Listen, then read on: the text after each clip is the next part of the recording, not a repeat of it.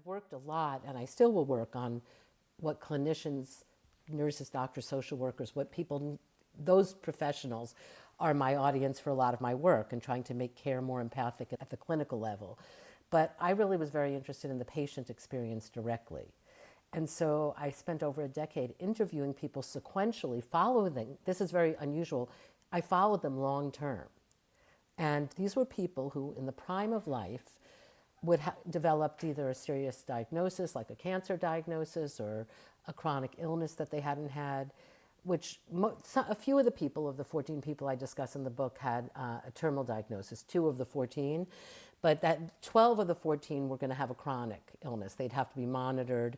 They might not be able to do that. Nobody in my book could do their life the same way. So they were all kind of somewhat, they were all people with pretty high energy levels who either had to work hard at jobs or raising families and had to do a lot, as adults in midlife do. We do a lot. And they all were struck by something health loss that changed their life radically, which happens to millions and millions and millions. 150 million Americans have chronic disease. I don't know how many Brits, but people all over the world, it's very common. What was interesting to me is the research literature talks about coping the first year with a new breast cancer diagnosis or whatever. But then a year later, when people aren't under the glare of the hospital lights and the funding of research in the hospital, nobody knows what happens a year after that when they're home for the rest of their lives. Do they change? Because they can't do their life the same way. And since I love long-term psychological stuff, I was really interested. And also, I was very struck by an American media, and I'm curious how different it might be in the UK. There's this whole push when you get a cancer diagnosis or you have another serious disease to look on the bright side and fight it and overcome it and only exude positive emotion. You're not supposed to show negative emotion. So again, there's this fear of grieving, this fear of processing. And so I just thought this can't last. People can't just be, we have a phrase which comes from British literature, Pollyanna, where you just put on a good smile no matter what. We can't do that for 10 years after something. We'll get exhausted. So I was curious. I followed 14 people for at least a year and a half or 2 years after their initial diagnosis for as many years. Most of them are still alive, so for 10 years, a couple of them till they passed a few years later. And I saw what happened psychologically. And I can tell you a few stories about them if you want me to. Yeah, absolutely, please. That would be really useful. I think storytelling is such a powerful medium to use, so I'd love to hear the story. Well, one of the things that surprised me is that, I didn't set this up well because I didn't say that part of this American Pollyanna narrative, the worst of it in my view, was people say that their illness is a gift. Like all over the media, you hear people say, my illness is a gift because now I can appreciate life. And I just thought that can't be true. How can it's hard enough to live without a big illness.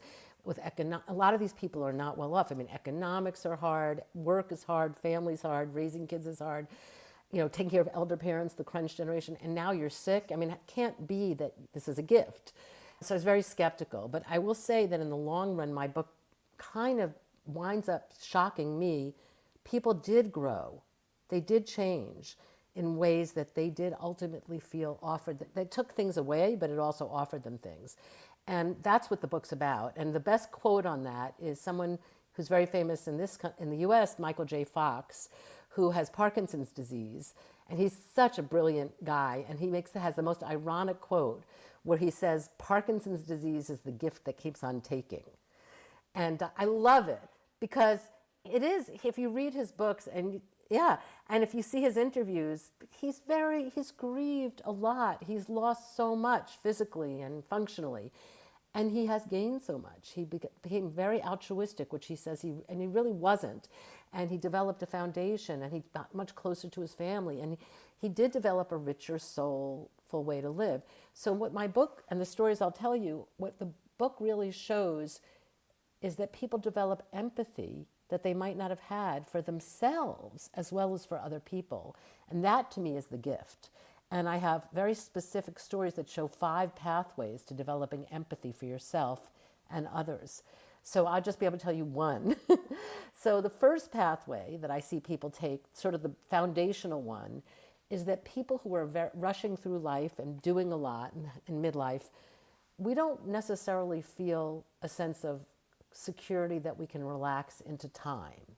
We often feel we have to watch every minute. We make, we have things we have to do. And often behind that is a feeling of not being totally safe in the world, that the world is not a totally safe place. We either have financial concerns or others, and the world is, fraught, but some people grow up feeling safer in the world than others. For whatever reason, I was interested in that, because especially when on top of everything you have a cancer diagnosis where you have to get tested every few years, there's another risk to your safety, or terrible heart disease. How do people regain a feeling of safety where they can sort of relax at times, was my first question. And here's two people. One is Carly and one is Alan. And they both were very high functioning people in their 40s when this was happening. Carly had diabetes, and she had the kind of diabetes that becomes very brittle in your 40s, which means that her blood sugar could suddenly drop unexpectedly. And she could be out, she's an athlete who, now she had a job, an interesting job as a graphic designer, but she still loved to go on hikes by herself and runs. And she could be on a hike and her blood sugar could suddenly drop. You could die. It's very serious.